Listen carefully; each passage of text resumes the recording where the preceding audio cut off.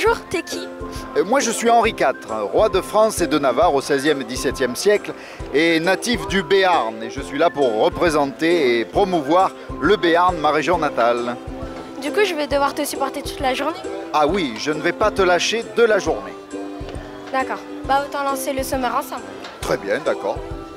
Au sommaire, le traditionnel œil du pro pour le retour de l'étape, des motards indispensables, une interview à l'américaine, un défi qu'il ne fallait pas rater ici, au cœur de RAJT. Mais qu'est-ce qu'on fait demain? Ah, demain c'est repos. Et oui, vous savez, le Tour de France, c'est difficile, c'est fatigant pour tout le monde, pour les coureurs, mais aussi pour les suiveurs comme nous. Et alors on se repose 2 jours pendant le Tour de France, dont la journée de demain, que nous passerons au Puy-en-Velay. Voilà. Alors maintenant je vais te raconter, viens avec moi, je vais t'expliquer ce que c'est que le Béarn, ma belle région natale. Hein? Tu veux dire un petit dernier mot? Oui. Place au générique.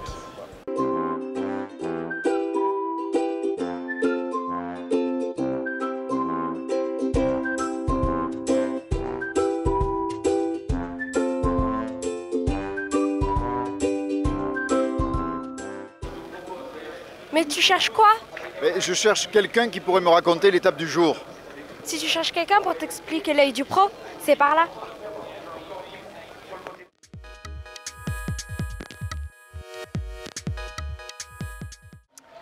Bonjour, peux-tu nous faire un petit résumé de l'étape?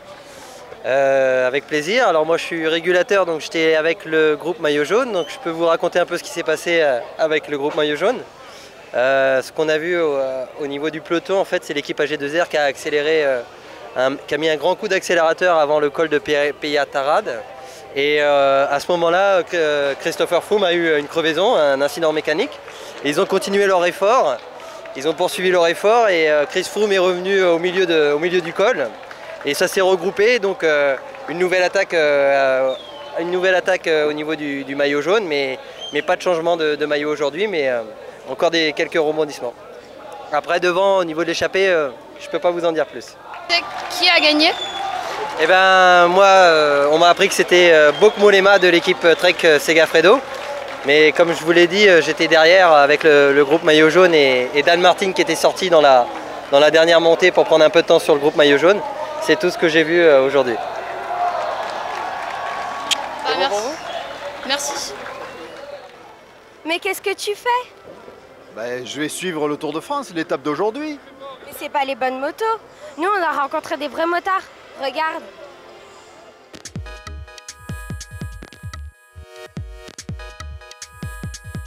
Bonjour, combien de motards êtes-vous? Oui, bonjour. Eh bien, écoutez, il y a plusieurs différentes catégories et familles de motards. Il faut en compter une 23 exactement dans les motards ASO échelon course. Est-ce vos motos personnelles? Ah non, du tout. C'était une moto qui est sponsorisée par la marque Kawasaki France. Et voilà, nous sommes employés par la société ASO Amaury Sport Organisation. Avez-vous les mêmes passagers. Les mêmes passagers. Effectivement, les mêmes passagers. Moi, je suis un pilote moto-photographe, donc j'ai toujours le même photographe qui travaille pour Amaury Sport Organisation et mon collègue Pascal Garin, lui qui est un expérimenté du Tour de France, qui a plusieurs Tours de France, va nous dire effectivement ses passagers. Eh bien, moi, en tant que moto-commissaire, on a le même commissaire sur toute l'épreuve. Donc 3 semaines avec la même personne derrière. C'est un arbitre de la Fédération française de cyclisme. Quel est votre rôle passager, photographe, cohéroé? Alors, la répartition des rôles. Alors, pour les motos-commissaires, on est 6 motos-commissaires sur la course. Il y a 2 motos qui sont placées à l'avant de la course et 4 à l'arrière. Et notre rôle, l'arbitre derrière, c'est de surveiller que le règlement est bien appliqué, qu'il n'y a pas de triche, que les coureurs qui sont lâchés physiquement ou mécaniquement ne reviennent pas en se faisant tirer par exemple par une voiture ou des choses comme ça d'une façon irrégulière. On veut que la course soit régulière jusqu'au bout. C'est un tout petit peu différent pour moi, qui est un pilote moto-photographe, où là je navigue sur l'échelon course entièrement, au peloton, à l'échappée.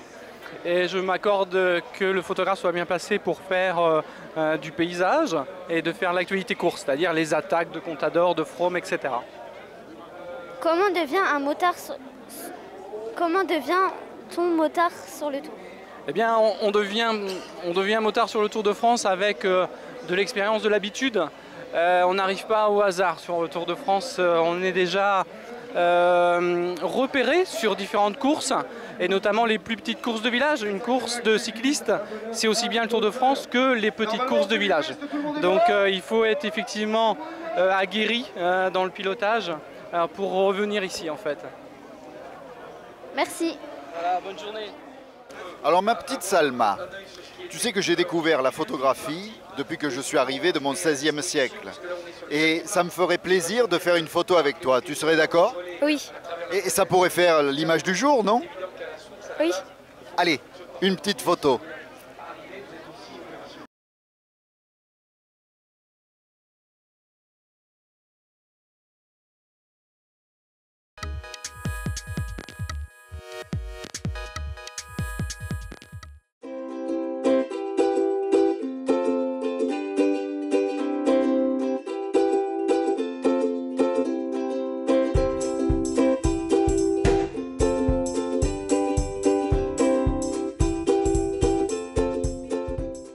Peux-tu nous chanter l'hymne national américain? Mais pourquoi? Parce que nous, on a interrogé John Kerry. Oui, c'est ça. Et moi, je suis Barack Obama. Bah non, toi t'es Henri IV, mais nous, on a vraiment interviewé John Kerry. Ah bon? Tan ta tan tan tan tan tan ta tan tan tan tan.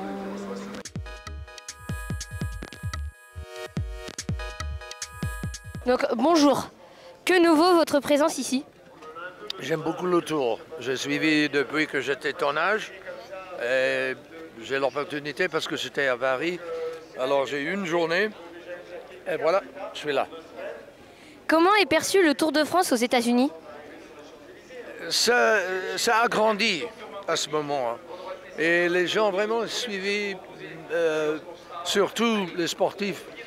Les gens sportifs sont bien occupés du Tour et le Tour présentation sur la télévision aux États-Unis est formidable, incroyable. On voit la France comme jamais. Êtes-vous vous-même passionné de vélo? Oui, je passe sur le vélo toute l'opportunité que j'ai. J'aime beaucoup le vélo. Quel souvenir du Tour avez-vous dans votre enfance? J'espère aujourd'hui, c'est la première fois que je suis le Tour dans une voiture, toute l'étape. Alors ça sera vraiment un souvenir formidable, incroyable. Et quel est votre cycliste préféré? Bon, c'est difficile ça. J'admire tellement, il y en a ceux qui sont formidables dans les montagnes. Chris Froome, évidemment, il est fort, très fort à ce moment. Mais Romain Bardet, il arrive peut-être, on verra. Uran, il y en a plusieurs. On verra, parce que c'est un moment de change, je crois. Il y a une génération qui va changer un tout petit peu. Il y a les jeunes qui arrivent. On va voir. Merci d'avoir répondu à nos questions. Oh, merci. Merci à vous. Bonne chance. Ma petite Salma, j'ai un défi à te lancer. Tu es prête? Oui. Où se trouve mon château? Je sais pas. Qu'est-ce que le baptême béarnais? Je sais pas. Oh, mais tu ne sais rien sur le Béarn et sur Pau, sur Henri IV. Bon, je vais t'en parler. Mais je crois que toi, tu as d'autres défis à lancer. Bah tout d'abord, je lance le défi des caravaniers.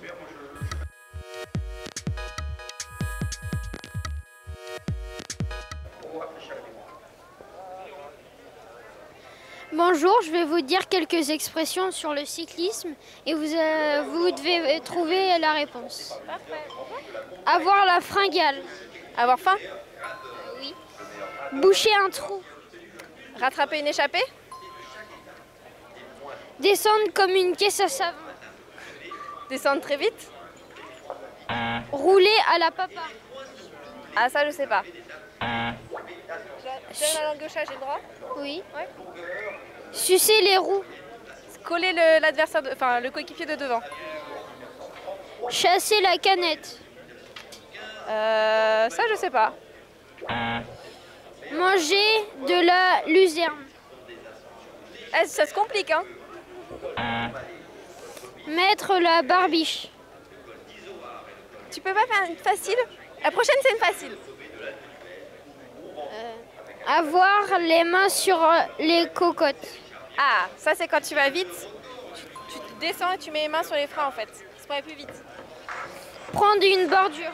Une quoi, pardon? Prendre une bordure. Ah, ça c'est quand c'est des grandes étapes de ligne droite. C'est très dangereux, les coureurs vont très vite. Bravo. Vous avez eu 4 sur 10. C'est pas la moyenne quand même, hein. C'est pas terrible. Merci. Bonne journée. Au revoir.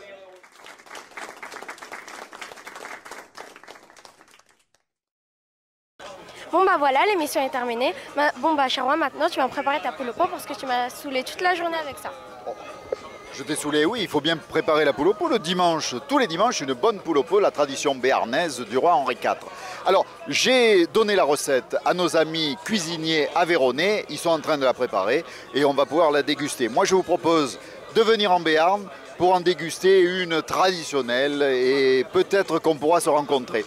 En tout cas, merci Salma et à une prochaine fois. À bientôt sur les routes du Tour de France. À bientôt. Faut le mettre de l'autre côté, le panneau. Les